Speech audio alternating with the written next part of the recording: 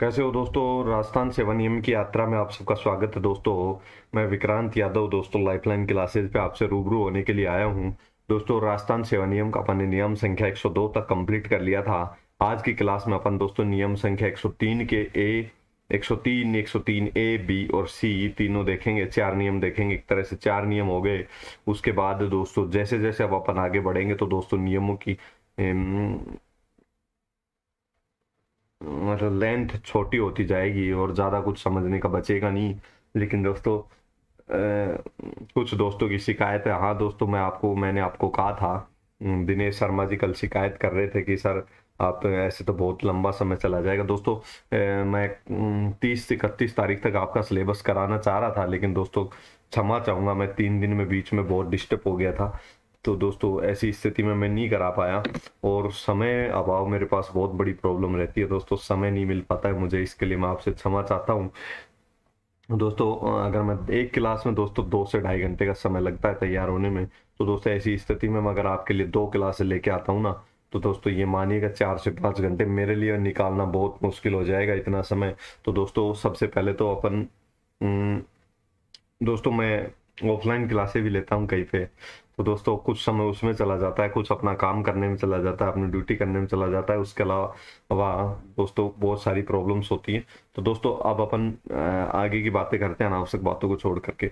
तो दोस्तों मैं जल्दी से जल्दी कराने का प्रयास करूंगा और जैसे ही ये समाप्त होगी तो दोस्तों अपन एकाग्रता के साथ ऑडिट ही करेंगे। अपने को करना ही क्या है दोस्तों, आप मेरा इंतजार ना करें कि कब तक क्या होगा। दोस्तों जितना पढ़ा दिया उतना याद रखें, साथ साथ दोस्तों साथ साथ याद करते चलें। और जो सब्जेक्ट मैं नहीं पढ़ा रहा पहले पेपर, दोस्तों दोनों पेपर को पैरेलल लेके चलें, साथ साथ लेके चलोगे ना, तभी दोस्तों सफलता मिलेगी।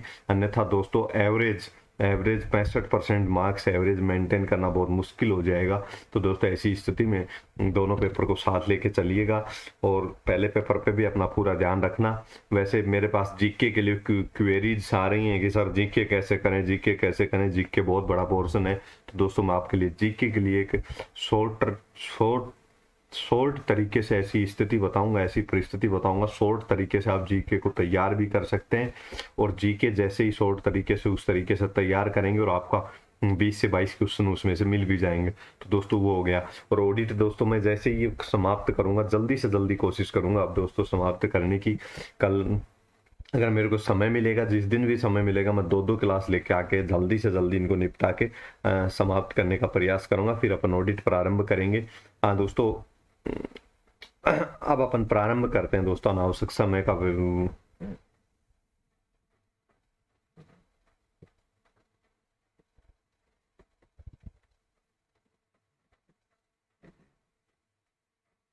दोस्तों सबसे पहला काम तो आप ये करें कि स्क्रीनशॉट ले लें एक एक पेज का, ताकि आपको पढ़ने के लिए उपलब्ध रहे, नोट्स बनाने के लिए भी ये पेज उपलब्ध रहे। तो पेज नंबर 1 है ये, page number 2,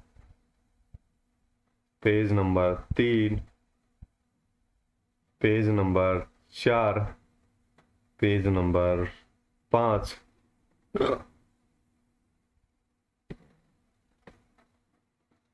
page number 6, page number 7,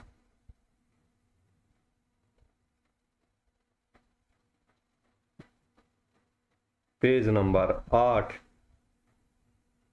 page number 9, page number 10 और पेज नंबर 11। दोस्तों आज की क्लास में 11 पेज हैं। दोस्तों इन सभी पेज का आप स्क्रीनशॉट ले लें। मैं उम्मीद करता हूँ आप सबने स्क्रीनशॉट ले लिया होगा।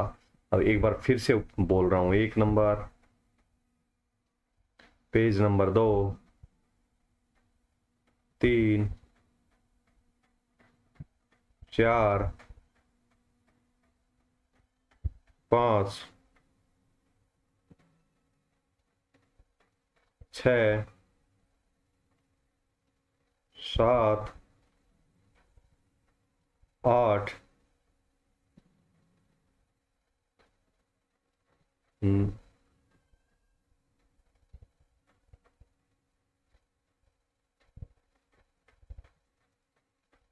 9, 10 और 11। दोस्तों ये हो गया अपने आज की क्लास के स्क्रीनशॉट्स की बात। अब दोस्तों एक एक नियम को आराम से समझिएगा। दोस्तों सबसे पहले नियम संख्या 103 आपसे पूछे कि किसके संबंध में है, तो आपको सबसे पहले तो हेडिंग याद रखना है। दोस्तों 3 से 4 क्वेश्चन सीधे हेडिंग से उठा के आपको वहाँ पे एग्जाम में मिलने वाले हैं। तो ऐसी स्थिति में दोस्तों आपको ध्यान रखना है,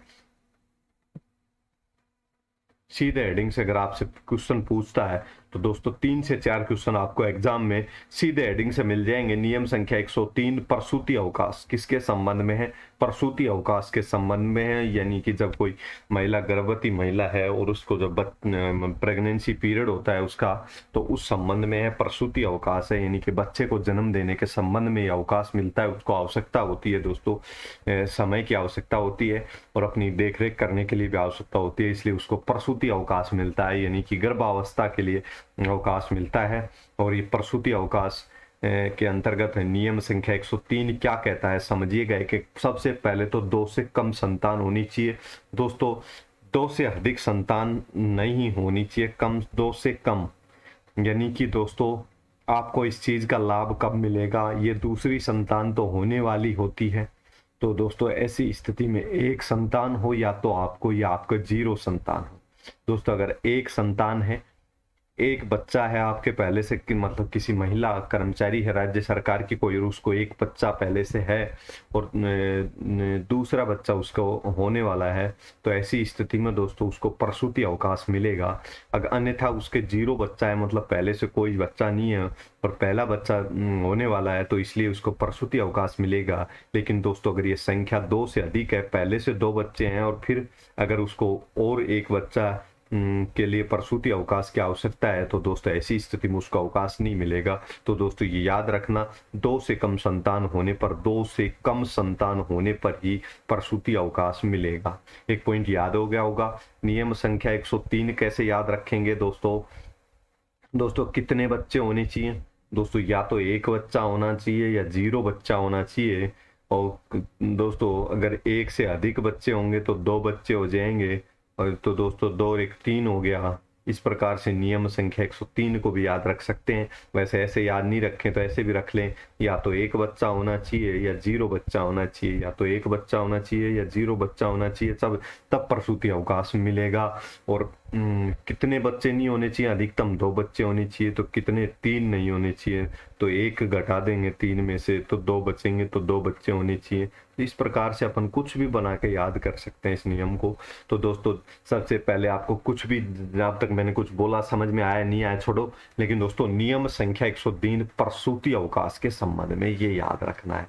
कैसे भी याद रखो, श्याम दाम दंड भेद लगा के कैसे भी याद रहना चाहिए। नियम संख्या 103 प्रसूति अवकाश के संबंध में 2 से कम संतान होने पर प्रसूति अवकाश मिलेगा। प्रसूति अवकाश अधिकतम दोस्तों 180 दिन तक का मिलेगा। कितने दिन का, अधिकतम है ये दोस्तों, यानी कि प्रसूति अवकाश यानी कि गर्भावस्था के दौरान अधिकतम 180 दिन तक का महिला अवकाश ले सकती है। एक तरह से 6 माह हो गए ये दोस्तों। तो दोस्तों ये 6 माह हो गए, 180 दिन तक का प्रसूति अवकाश ले सकती है कोई महिला। तो ये याद हो गए होंगे 3 पॉइंट। नियम संख्या 103 प्रसूति अवकाश के संबंध में 2 से कम संतान होने पर प्रसूति अवकाश मिलेगा। 180 दिन तक का अवकाश मिल सकता है। 2 बार अवकाश का उपयोग। तो दोस्तों अधिकतम कोई भी व्यक्ति, सरकारी नियम है दोस्तों, राजकीय सेवा में जो व्यक्ति जाना चाहता है, तो दोस्तों उसको 2002 में नियम बना था कि उसके बाद में उसके संतान 2 से अधिक बच्चे नहीं होने चाहिए उसको। तो ऐसी स्थिति में दोस्तों 2 से अधिक बच्चे नहीं पैदा कर सकता जिसको नौकरी लगना है। तो दोस्तों ऐसी स्थिति में 2 बार अवकाश का उपयोग, यानी कि एक बार कोई बच्चा होने वाला था, मान लीजिए प्रसूत गर्भवती महिला थी कोई, और किसी भी कारण से वो बच्चा उसका या तो बाद में डेथ हो गई या वो बच्चा मिसकैरेज हो गया, तो ऐसी स्थिति में उसके दोस्तों एक बार उसने अवकाश का उपयोग कर लिया प्रसूति अवकाश का, फिर दोबारा से उसके कोई बच्चा था और उसने प्रसूति अवकाश लिया, छुट्टी ली उस बच्चे के लिए, ये तो जीरो हो गया, डेथ हो गई तो जीरो हो गया। दोबारा बच्चा हुआ तो उसको फिर, लेकिन उस बच्चे की भी किसी कारण से या तो डेथ हो गई या फिर मिस कैरेज हो गया, यानी गर्भपात हो गया, किसी भी कारणवश से कोई भी प्रॉब्लम हो सकती है दोस्तों। तो दोस्तों इन दोनों स्थितियों में 2 बार उसने प्रसूति अवकाश ले लिया, लेकिन प्रसूति 2 बार अवकाश का उपयोग कर लिया, प्रसूति अवकाश 1 बार और मंजूर हो जाएगा। कैसी स्थिति में? यदि उसके कोई जीवित संतान नहीं है।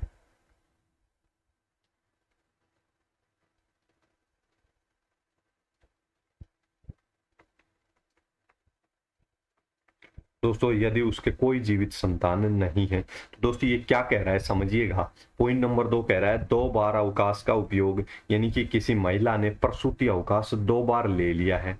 महिला कर्मचारी या राज्य सरकार की 2 बार प्रसूति अवकाश ले लिया है, और फिर से वो महिला के मान लो दोनों संतान, जो 2 बार उसने प्रसूति अवकाश लिया, किसी कारणवश दोनों संतानों की मृत्यु हो गई, और वो तीसरी बार गर्भवती है और वो प्रसूति अवकाश लेना चाहती है, तीसरी बार अगर प्रसूति अवकाश लेना चाहती है, तो दोस्तों 2 बार के अवकाश का जो उसने उपयोग किया है उसके बाद में तो उसको प्रसूति अवकाश 1 बार और मिल जाएगा, 1 बार और मिल जाएगा। लेकिन इसके लिए शर्त है कोई जीवित संतान नहीं होनी चाहिए। पहले वाले बच्चों में से अगर कोई बच्चा जीवित है और 2 बार प्रसूति अवकाश का उपयोग कर लिया है तो उसको अवकाश नहीं मिलेगा। तो दोस्तों पॉइंट दोनों याद हो गए होंगे। अगला देखते हैं, फिर ये 5 पॉइंट एक साथ रिवाइज कर लेंगे। वेतन, दोस्तों वेतन छुट्टी पर जाने से पहले जिस दिन वेतन जो मिल रहा था, जिस दिन कर्मचारी प्रसूति अवकाश लेती है कोई महिला कर्मचारी, तो उस दिन से पहले जिस दिन वो ड्यूटी पर जा रही थी, तो उस समय उसको जो वेतन मिल रहा था ना, वही में वेतन उसको इन प्रसूति अवकाश के दौरान वही वेतन मिलेगा, वही वेतन उसको मिलेगा जो पहले मिल रहा था। और सेवा पुस्तिका में अलग से अंकित किया जाएगा इसको। प्रसूति अवकाश का दोस्तों उपार्जित अवकाश के लेखे में नहीं करके इसको पृथक से सेवा पुस्तिका होती है दोस्तों, प्रत्येक कर्मचारी की सर्विस बुक होती है राज्य सरकार के पास इनके कार्यालय अध्यक्ष के पास में, या फिर उच्च अधिकारी है तो उनके विभागाध्यक्ष के ऑफिस में इनकी सर्विस बुक होती है। सेवा पुस्तिका में अलग से अंकित किया जाएगा प्रसूति अवकाश को। दोस्तों गर्भपात, मिसकैरेज, यानी कि बीच में ही किसी महिला के गर्भवती महिला है और बीच में ही किसी कारण से गर्भपात हो जाता है या मिस कैरेज हो जाता है, या कोई प्रॉब्लम आ गई जिसकी वजह से उसको बीच में ही डिलीवरी करानी पड़ी और वो बच्चे की डेथ हो गई, या मतलब किसी भी कारणवश ऐसी स्थिति उत्पन्न हो जाती है गर्भपात कराने की या मिस कैरेज की, तो संपूर्ण सेवा में 2 बार कुल 6 सप्ताह तक दोस्तों ऐसी अगर स्थिति उत्पन्न होती है गर्भपात की या मिस कैरेज की, तो दोस्तों कर्मचारी को, महिला कर्मचारी है तो दोस्तों उसको अरेस्ट की जरूरत होगी। ऐसी स्थिति में उसको दोस्तों 45 दिन हो गए, 6 सप्ताह कितने दिन हो गए दोस्तों? 45 दिन हो गए लगभग, लेकिन सप्ताह में ही याद रखना है क्योंकि सप्ताह में ही वर्णन किया हुआ है। कुल 6 सप्ताह तक का उसको अवकाश संपूर्ण सेवा में मिस कैरेज और गर्भपात की स्थिति में दिया जाएगा, यानी कि उसको अपनी देखरेख करने के लिए 6 सप्ताह का अवकाश इस प्रसूति अवकाश के अलावा दिया जाता है। 2 बार ये अवकाश का उपयोग कर सकती है। दोस्तों समझ में आ गया होगा। अब दोस्तों आगे बढ़ते हैं, अब ये 5 पॉइंट एक बार रिवाइज कर लेते हैं। दोस्तों प्रसूति अवकाश नियम संख्या 103, 2 से कम संतानों पर प्रसूति अवकाश मिलेगा। अधिकतम कितने दिन का मिलेगा? 180 दिन तक का मिलेगा। 2 बार अवकाश का उपयोग कर लिया है और उसकी कोई जीवित संतान नहीं है फिर भी, तो वो प्रसूति अवकाश 1 बार और ले सकता है। वेतन छुट्टी पर जाने से पहले जो तनख्वाह मिल रही थी वो पूरी तनख्वाह यों की यों मिलेगी छुट्टियों के दिन में भी प्रसूति अवकाश के मामले में। सेवा पुस्तिका में अलग से अंकित किया जाएगा प्रसूति अवकाश को। गर्भपात और मिस कैरेज की स्थिति बनती है तो संपूर्ण सेवा में 2 बार 6 सप्ताह का अवकाश ये अलग से दिन मिलता है प्रसूति अवकाश के अलावा। तो दोस्तों ये 5 पॉइंट हुए। अब दोस्तों प्रसूति अवकाश अस्थायी कर्मचारियों को भी मिलता है, यानी कि अस्थायी कर्मचारी, यानी कि अस्थायी नौकरी पे कॉन्ट्रैक्ट पे कोई महिला कर्मचारी है उसको भी प्रसूति अवकाश का लाभ मिलेगा। गर्भपात जो अपन ने अभी इससे पहले एक पॉइंट पढ़ के आए थे कि गर्भपात व मिस कैरेज की स्थिति में 6 सप्ताह तक का अवकाश मिलेगा गर्भपात हो गया तो दोस्तों ऐसी गर्भपात की संभावना पर यह अवकाश नहीं मिलेगा। गर्भपात होने पर 6 सप्ताह का अवकाश मिलेगा, लेकिन किसी को लग रहा है गर्भपात होने वाला है तो इस संभावना के आधार पे ये अवकाश नहीं मिलेगा। अवकाश लेने की दिनांक से दोस्तों जो 180 दिन का अवकाश मिलेगा, प्रसूति अवकाश,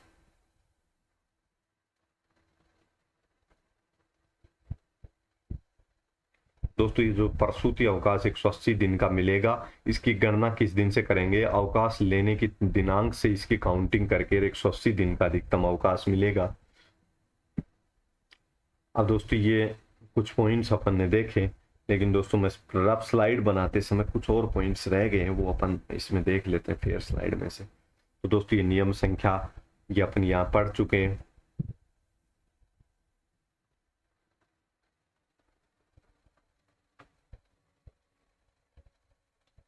दोस्तों ये 6 सप्ताह का जो प्रसूति अवकाश है, ये 1 बार या 2 बार में दिया जा सकता है, यानी कि जो ये गर्भपात की स्थिति जो उत्पन्न हो गई, ये 2 बार में भी, जैसे किसी महिला ने 10 दिन का एक बार गर्भपात की स्थिति में अवकाश लिया और फिर उसने वापस से 15 दिन का लिया, तो 2 बार ले सकती है, अधिकतम 2 बार ये अवकाश का लाभ ले सकती है। चिकित्सकीय प्रमाण पत्र की इसमें आवश्यकता होगी अगर गर्भपात की स्थिति में अवकाश लेने की आवश्यकता है। गर्भपात शब्द की अपन ने परिभाषा पढ़ ली। अब दोस्तों इतना ही था इस नियम में।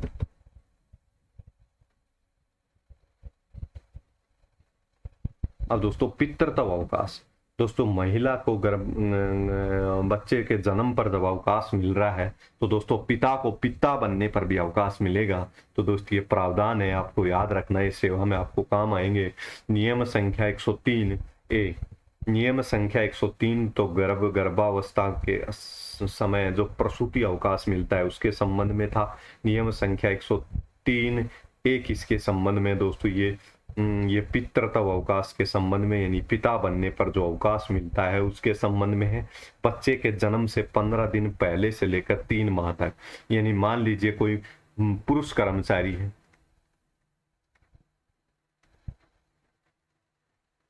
और उसको पुत्र प्राप्त हुआ है, पुत्र या पुत्री, उसको बच्चा हुआ है, यानी संतान प्राप्ति हुई है,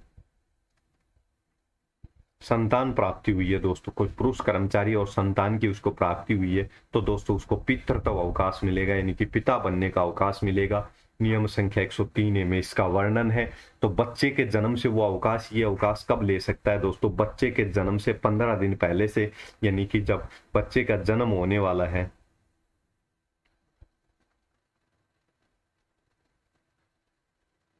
उसके 15 दिन पहले से लेकर, जब बच्चा पहले से लेकर 3 माह बाद तक, बच्चे के जैसे 15 दिन पहले से काउंटिंग करेंगे, जन्म के 15 दिन पहले से काउंटिंग करके और 3 माह तक अवकाश ले सकता है। यानी बच्चा जब ये एक तरह से कहें कि जब बच्चे का जन्म होने वाला है उससे 15 दिन पहले से लेकर जब बच्चे के 3 माह, यानी कि 15 दिन पहले से 3 माह तक, समझ गए होंगे, यानी बच्चे का जन्म होता है उससे 15 दिन पहले से वो अवकाश ले सकता है। और 15 दिन तो ये हो गए जन्म तक, और 2.5 महीने आगे, यानी कि कुल मिला के 3 महीने तक 15 दिन पहले से प्रारंभ करके 3 माह के बीच में कभी भी जैसा भी कर्मचारी को आवश्यकता महसूस हो पितृत्व अवकाश की, अवकाश ले सकता है। अपनी पत्नी और अपने बच्चों की देखभाल के लिए ये पितृत्व अवकाश दिया जाता है।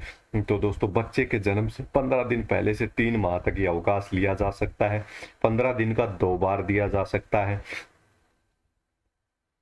दोस्तों ये अवकाश कितने दिन का मिलेगा? ये 15 दिन का अवकाश मिलेगा, लेकिन ये 15 दिन का अवकाश कब ले सकता है? बच्चे के जन्म होने से 15 दिन पहले से प्रारंभ करके 3 माह के अंदर अंदर ये अवकाश लेना होता है। अगर ये अवकाश नहीं लेगा इस समय में तो इसका उपयोग निश्चित अवधि में नहीं करने पर लैप्स हो जाएंगे, समाप्त हो जाएंगे, ये खाते में नहीं जुड़ेंगे, इनको उपार्जित अवकाश भी नहीं माना जाएगा। वेतन छुट्टी पर जाने से पहले के अनुसार ही मिलेगा, जो सब अपन पढ़ते आ रहे हैं, पहले वाले नियम में भी पढ़ा था। तनख्वाह जो उसको मिलेगी वो छुट्टी पर जाने से पहले जो मिल रही थी वही मिलेगी। सेवा पुस्तिका में अलग से अंकित किया जाएगा, इसको भी सेवा पुस्तिका में अलग से अंकित। गर्भपात के मामले में दोस्तों पितृत्व अवकाश नहीं मिलेगा, क्योंकि गर्भपात हो गया तो पिता बना नहीं, और पिता व्यक्ति नहीं बना तो उसको पितृत्व अवकाश का लाभ कैसे मिलेगा? पॉसिबल नहीं है। तो दोस्तों नियम संख्या 103(1) का अपन इन पॉइंट्स को रिवाइज करते हैं, याद रखना फटाफट। पितृत्व अवकाश पुरुष कर्मचारी को मिलेगा संतान प्राप्ति पर मिलेगा, बच्चे के जन्म से 15 दिन से 3 माह तक वो अवकाश ले सकता है। 15 दिन का 2 बार दिया जा सकता है। 15 दिन का कितने बार दिया जा सकता है अवकाश, उसको 2 बार दिया जा सकता है, यानी कि 15 दिन का अवकाश वो 2 बार ले सकता है। आप समझ गए होंगे ऐसी उम्मीद करता हूं मैं। लेकिन ये अवकाश लेने की लिमिट आपको ऊपर पड़ ली, उपयोग नहीं करेगा तो ये लैप्स हो जाएगा। वेतन छुट्टी पर जाने से पहले के अनुसार मिलेगा, सेवा पुस्तिका में अलग से अंकित किया जाएगा। गर्भपात के मामले में अवकाश नहीं मिलेगा, पिटाई नहीं बना तो अवकाश कैसा। तो दोस्तों ये हो गया। अब नियम संख्या 103 बी पढ़ेंगे। दोस्तों नियम संख्या 103 बी दत्तक ग्रहण अवकाश। दत्तक यानी कि जब दोस्तों दो सामान्य भाषा में गोद लेना।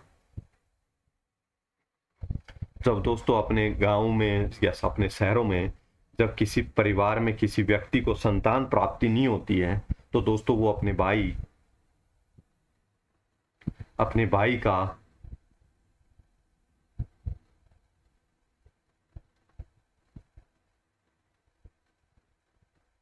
भाई के बच्चे को गोद लेता है या किसी अन्य बाहरी व्यक्ति को। ऐसा तो अपने सामान्यतः परिवार में होता है, भाई के बच्चे को गोद ले लेते हैं। गोद लेना आप समझ गए होंगे कि किस प्रकार से किसी के जब संतान प्राप्ति नहीं होती तो अन्य किसी व्यक्ति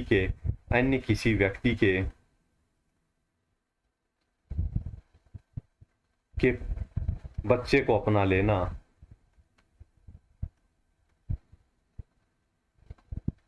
दोस्तों गोद लेना भी कहते हैं इसको, अपनी सामान्य भाषा में गोद लेना।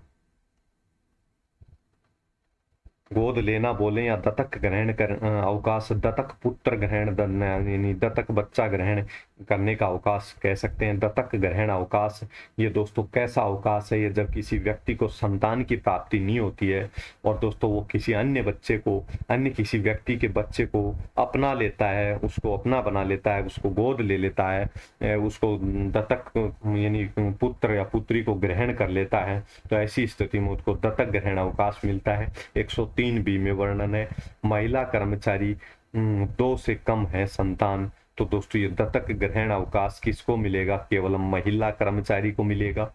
यानी किसी महिला ने अगर बच्चा गोद लिया है, किसी का बच्चा को ग्रहण कर लिया है, खुद को संतान नहीं हुई अन्य किसी के बच्चे को अपना लिया है, तो ऐसी स्थिति में महिला कर्मचारी को 2 से कम संतान होने पर दत्तक ग्रहण अवकाश मिलेगा। नियम संख्या 103 बी में ये भी 180 दिन तक मिलेगा। दोस्तों ये कितने दिन तक ले सकती है, दत्तक ग्रहण की दिनांक से जिस दिन वो बच्चे को गोद लेती है या यानी ग्रहण करती है, जिस दिन से वो बच्चे को ग्रहण करती है उस तारीख से लेकर वो 180 दिन तक का अवकाश ले सकती है। दत्तक ग्रहण अवकाश ये भी 180 दिन का अवकाश प्रसूति अवकाश के समान ही मिलेगा।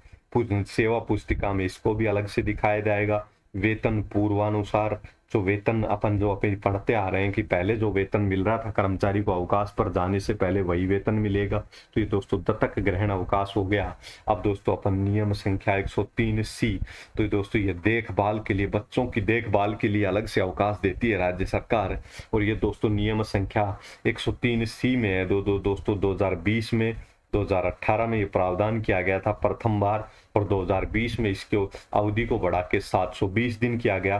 पहले दोस्तों ये अवधि 365 दिन थी 2018 में, फिर 2020 में इसको बढ़ा के 730 दिन कर दिया गया, यानी कि 2 वर्ष के लगभग कर दिया गया।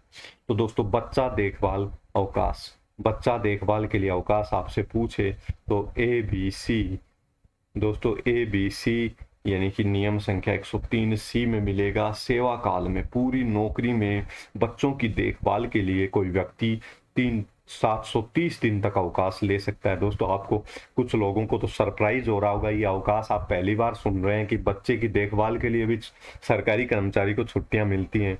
तो दोस्तों सेवा काल में 730 दिन तक का अधिकतम अवकाश मिलेगा।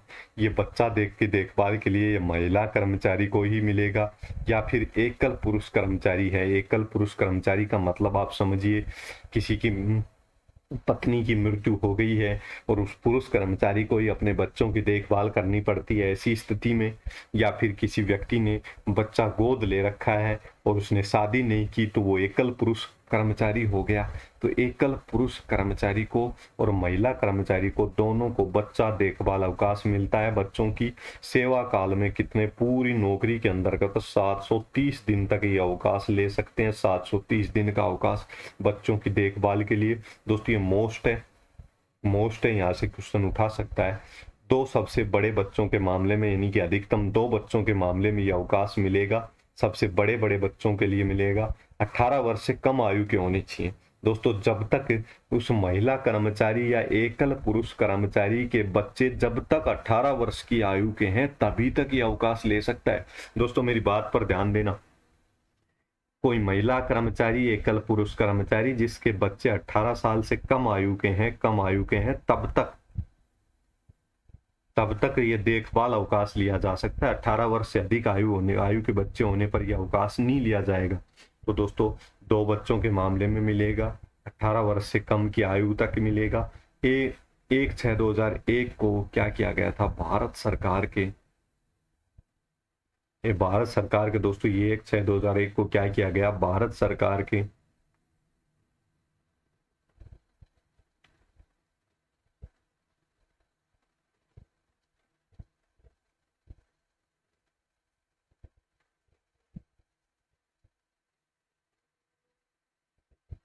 न्याय एवं सामाजिक मंत्रालय, भारत सरकार के न्याय एवं सामाजिक मंत्रालय ने क्या की, अधिसूचना जारी की।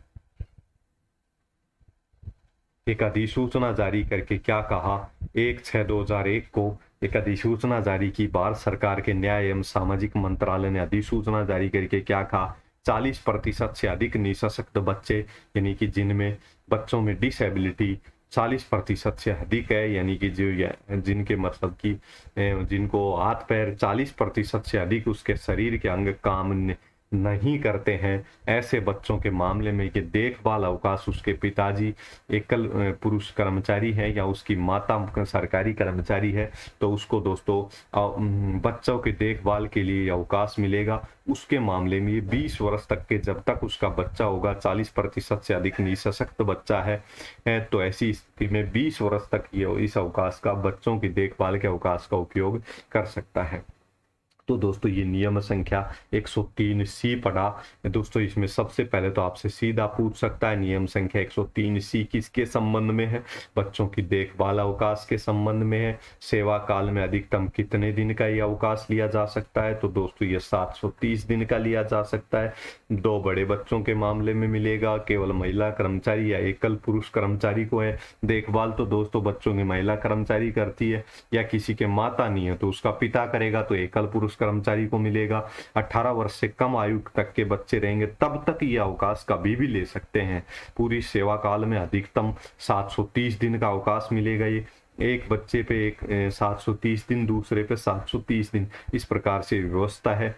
तो दोस्तों ये 18 वर्ष तक आयु, दोस्तों ये 18 वर्ष तक की आयु का बच्चे होंगे तब तक मिलेगा। 40% से अधिक निःसशक्त बच्चे हैं, निःसशक्त बच्चा है कोई 40%, तो उसके मामले में 20 वर्ष साल का होगा वो बच्चा, जब तक उसकी माता को बच्चों की देखभाल के लिए अवकाश ले सकता है। तो दोस्तों आपसे सीधा पूछ सकता है, बच्चों की देखभाल के लिए अवकाश, तो 730 दिन तक का अवकाश लिया जा सकता है। 103C में इसका वर्णन है। 18 वर्ष की आयु प्राप्त करने तक महिला कर्मचारी को या एकल पुरुष कर्मचारी को मिलेगा। निःसशक्त बच्चा है तो 20 वर्ष तक की जब तक आयु प्राप्त करेगा उसका बच्चा, तब तक उसको ये बच्चों की देखभाल के लिए 730 दिन का अवकाश ले सकता है।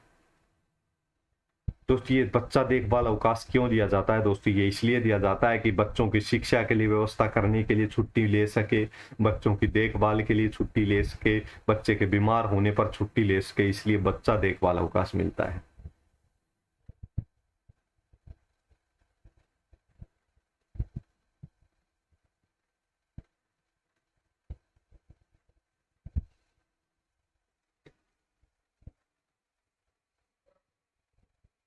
तो दोस्तों ये अपन ने पढ़ा, लेकिन ये दोस्तों अपन जो पढ़ रहे हैं बच्चों की देखभाल का जो अवकाश का मामला अपन देख रहे हैं, तो दोस्तों इस मामले में अपन ने जो कंडीशंस और हैं उनको और देखेंगे एक बार, कब कब किस प्रकार से मिलेगा बच्चों की देखभाल के लिए अवकाश। दोस्तों यहाँ तक अपन ने कंप्लीट कर लिया है।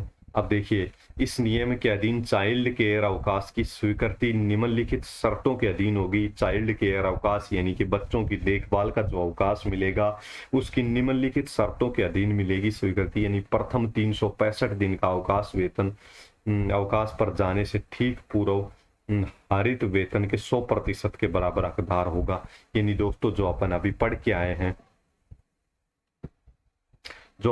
के आए हैं कि बच्चों की देखभाल के लिए care leave child care leave जो बच्चों के लिए अभी पढ़ के आए 730 दिन का अवकाश मिलेगा। ये 730 दिन में दोस्तों 365 दिन तक तो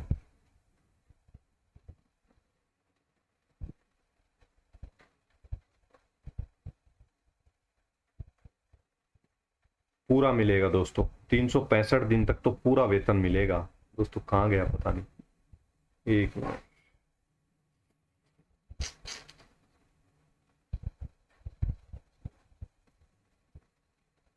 हाँ दोस्तों ये रहा। दोस्तों 365 दिन तक तो ये पूरा वेतन मिलेगा चाइल्ड केयर अवकाश में। यानी कि बच्चों की देखभाल का जो अवकाश मिलेगा किसी महिला कर्मचारी को या एकल पुरुष कर्मचारी को, उसमें 365 दिन की तो उसको पूरी तनख्वाह मिलेगी। 720 में से 730 दिन में से 365 दिन का उसको पूरा वेतन मिलेगा। और इसके अलावा पूरा वेतन मिलेगा।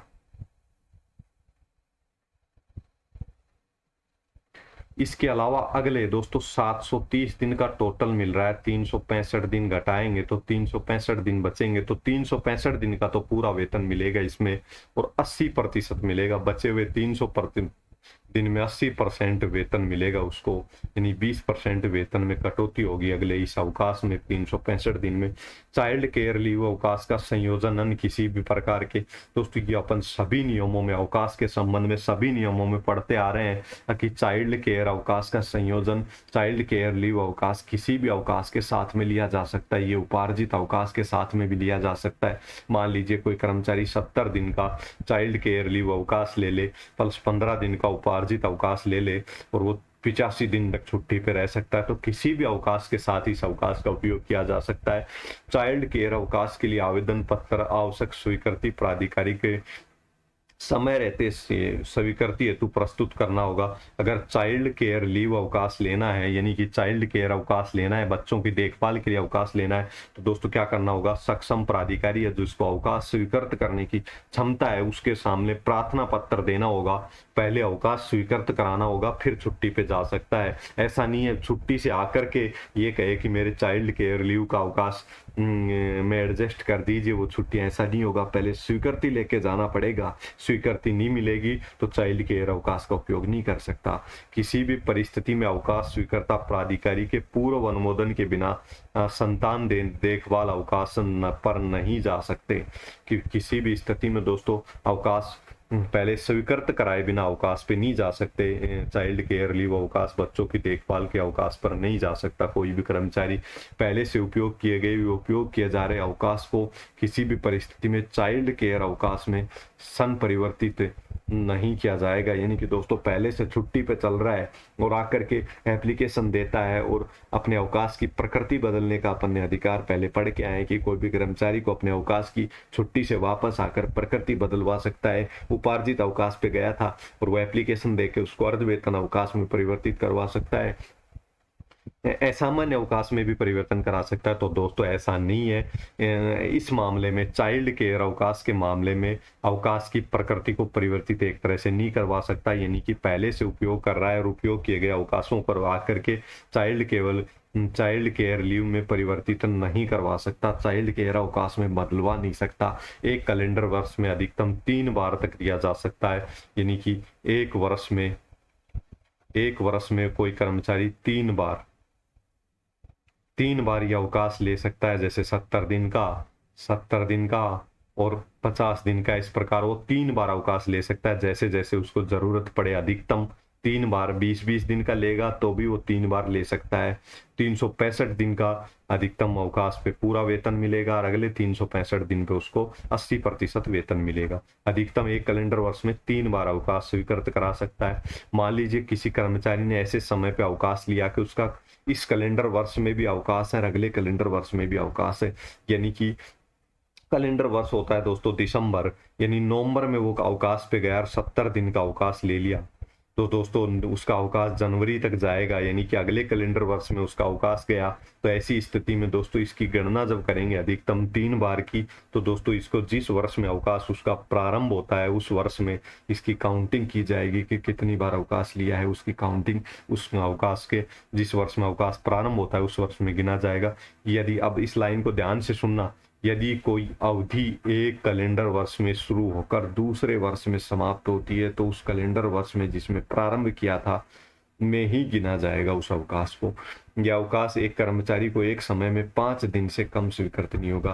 दोस्तों चाइल्ड केयर लीव यानी कि बच्चों के देखभाल के लिए कम से कम 5 दिन का अवकाश लेना पड़ेगा। ऐसा नहीं है कोई कर्मचारी ये कहे कि मैं 2 दिन के लिए मेरी बच्चों के देखभाल वाले अवकाश में से मुझे छुट्टी दे दीजिए, ऐसा नहीं होगा। कम से कम एक बार में 5 दिन का ये अवकाश लेना होगा। तो दोस्तों ये पॉइंट भी आपको समझ में आ गया होगा।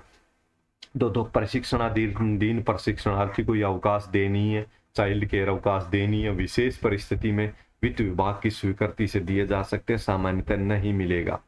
पर्यवेक्षकाधीन प्रशिक्षणार्थी को चाइल्ड केयर लीव नहीं मिलता है एक समय पर, और अगर उसको मान लो विशेष परिस्थितियों में दिया जाता है ना तो उसकी प्रशिक्षणाधीन काल बढ़ा दिया जाएगा, यानी कि पर्यवेक्षकाधीन काल बढ़ा दिया जाएगा, यानी कि उसको पर्यवेक्षकाधीन प्रशिक्षणार्थी का काल, जैसे आपका प्रोवेशन पीरियड होगा, आप नौकरी लगोगे तो 2 वर्ष तक आपका प्रोवेशन पीरियड होगा, उसको पर्यवेक्षकाधीन प्रशिक्षणार्थी काल कहा जाएगा। उसमें आपको कुछ तनख्वाह कम मिलती है, जैसे थर्ड ग्रेड में 23,500 मिलती है, और जैसे ही 2 साल पूरे होंगे तो आपकी तनख्वाह लगभग डबल हो जाती है। तो ऐसी स्थिति में 2 साल तक आपको प्रोवेशन पीरियड पूरा करना होगा, नौकरी लगोगे तब।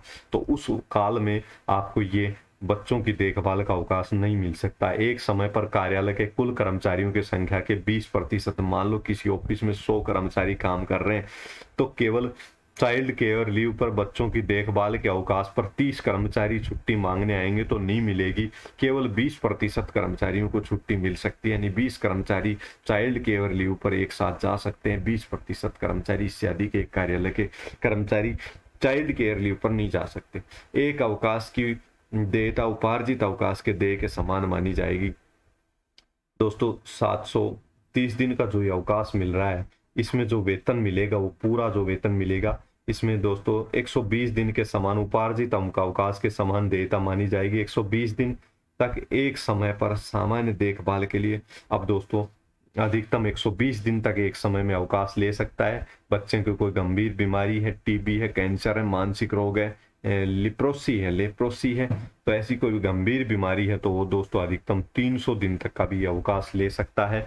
तो दोस्तों ये अगली शर्त हो गई, कंडीशन हो गई। और अब दोस्तों इस नियम का आखिरी पॉइंट, निसशक्त बच्चों के मामले में निर्भरता का प्रमाण पत्र सक्षम प्राधिकारी मेडिकल बोर्ड। दोस्तों किसी के बच्चे निसशक्त बच्चे हैं, यानी कि वो अपने कार्य करने में सक्षम नहीं है, उनके हाथ पर पैरों में कुछ प्रॉब्लम है, दिव्यांग है, तो ऐसी स्थिति में बच्चों को मेडिकल प्रमाण पत्र प्रस्तुत करने पर उसके माता को यह अवकाश मिलेगा, या फिर एकल पिता है उसका तो अवकाश मिलेगा। 120 दिन का अवकाश कार्यालय अध्यक्ष स्वीकृत कर सकता है। 120 दिन का अध्यक्ष अधिक का अवकाश लेना तो विभागाध्यक्ष स्वीकृत कर सकता है। अब दोस्तों अब तक आपने ध्यान नहीं दिया ना, तो भी अब ध्यान देना, यहाँ से क्वेश्चन जरूर आएगा, 100% आपको यहाँ से क्वेश्चन मिलेगा। और मैं महत्वपूर्ण बातें 2 मिनट के अंदर यहीं पे आपको बता देता हूँ। दोस्तों एक सबसे पहले तो प्रसूति अवकाश कितने दिन का मिलेगा। दोस्तों जो अपन नियम संख्या 103 में पढ़ के आ रहे हैं प्रसूति, दोस्तों ये 180 दिन का मिलेगा। प्रसूति अवकाश 180 दिन का मिलेगा।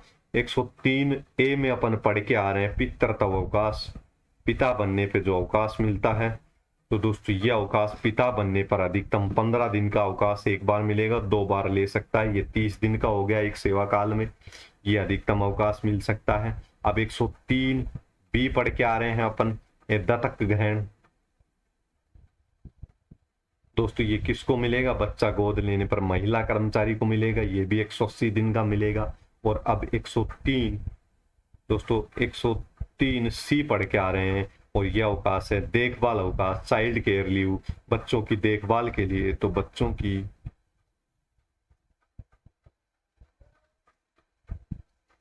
बच्चों की देखभाल के लिए,